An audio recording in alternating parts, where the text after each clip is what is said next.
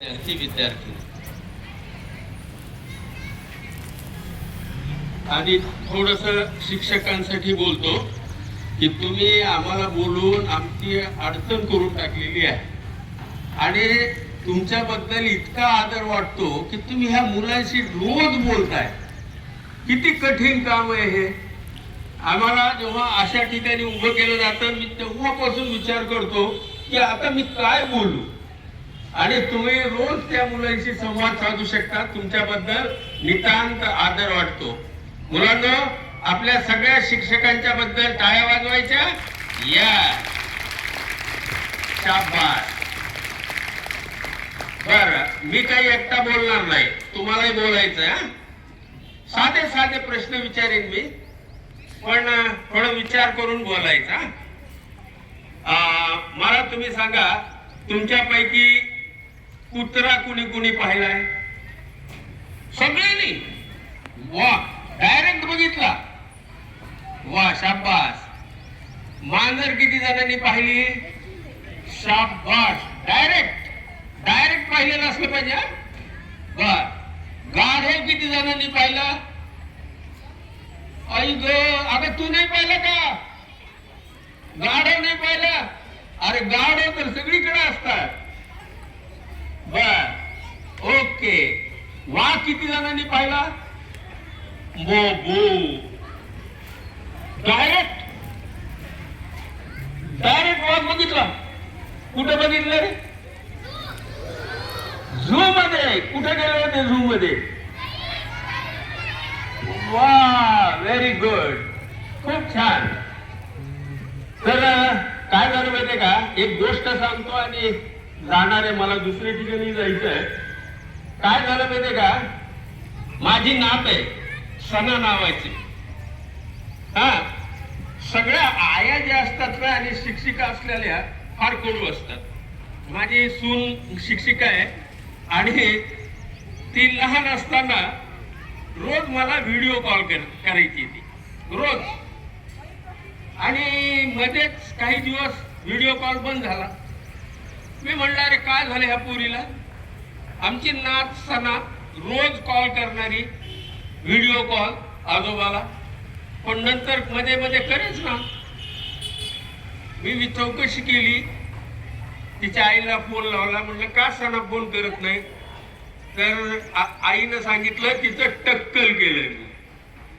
छोटीशी टक्कल केलं, त्यामुळं ती तुम्हाला व्हिडिओवर बोलणार नाही, फोनवर बोलू शकते. मग मी विचार केला काय करायला पाहिजे आता.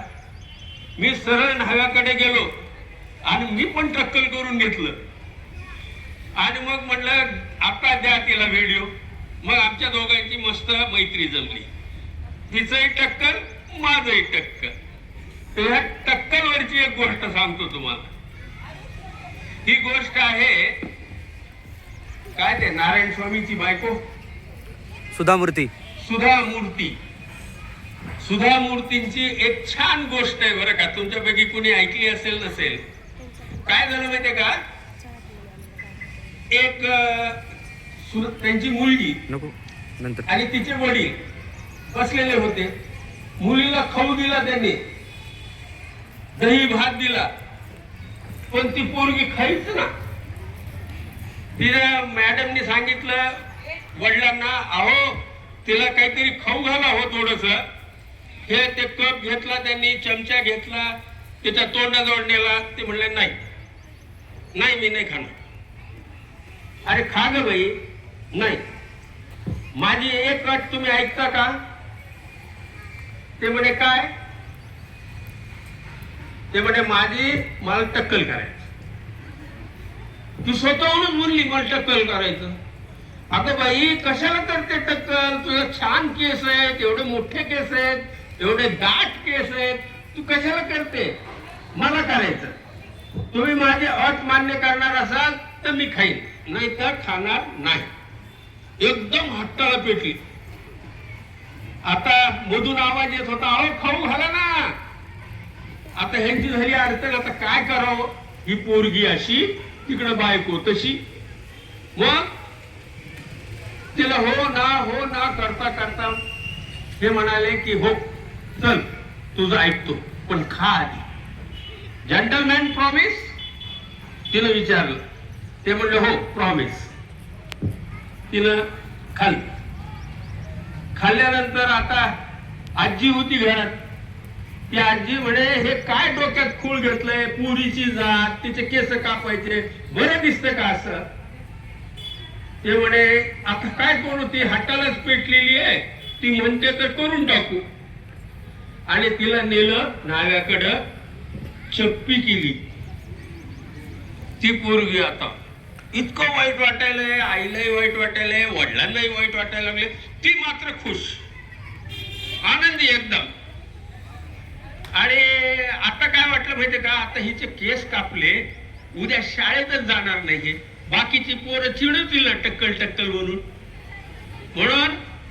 हे जाणार नाही आता शाळेला.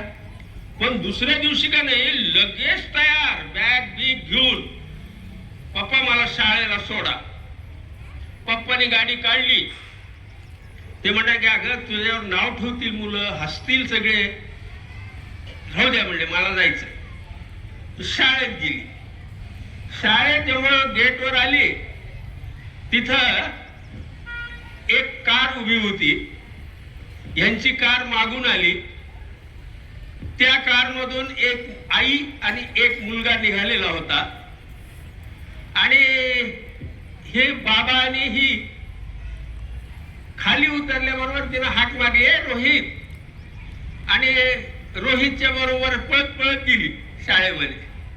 त्याची आई मात्र तिथंच उभी राहिली. ती आई काय म्हणे माहितीये, अहो तुमची मुलगी काय कमाल आहे ही मुलगी. म्हणजे काय झालं, परवा आमच्याकडे आली होती. आमचा रोहित आहे ना म्हणे, आमचा रोहित त्याला झालाय कॅन्सर. कॅन्सर झाल्यामुळं त्याचे केस गेले. त्यामुळं त्याला असं वाटत होतं की आपण शाळेत जायचंच नाही. तर त्यावेळेला ही मुलगी त्याला म्हणाली की रोहित तू उद्या शाळेत ये, मी पण टक्कल करून येते आणि मग आपण दोघं जाऊ. आणि त्या रोहित साठी ह्या मुलीनं स्वतःचे केस कापून घेतले. या गोष्टीतनं धडा काय घ्यायचाय माहितीये, धडा असा घ्यायचाय की दुसऱ्याच्या सुखासाठी आपण दुःख सहन करायचं. दुसऱ्याला कुठं लागलं मदत करायची. दुसऱ्यासाठी दुसऱ्याला नावं नाही ठेवायचे.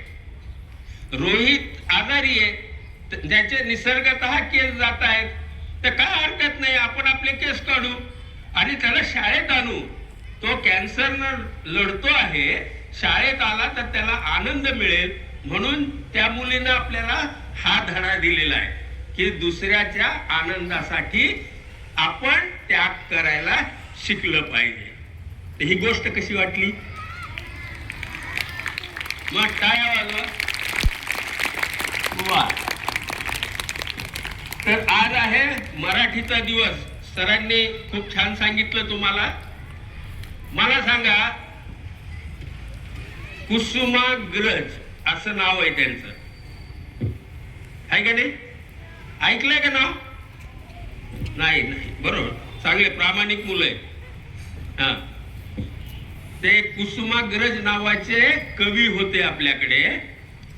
त्यांचं विशेष काय माहितीये का, नुसता भाषा दिन नाही, शास्त्रज्ञांनी आकाशातल्या एका ताऱ्याला नाव दिलंय कुसुमाग्रज तारा म्हणून.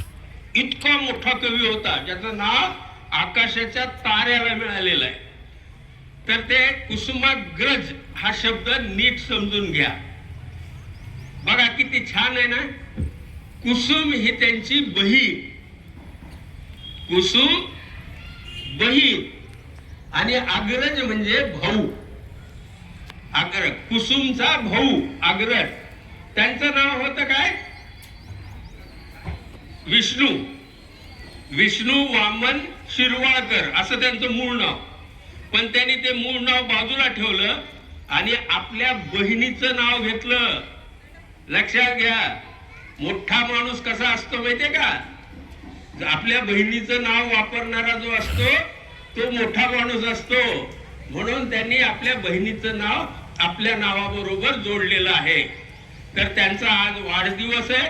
तुम्ही सगळ्यांनी तो मस्त साजरा केला, आम्हालाही या आनंदामध्ये सहभागी करून घेतलं, त्याबद्दल मी तुमच्या सर्वांचे आभार मानतो आणि थांबतो.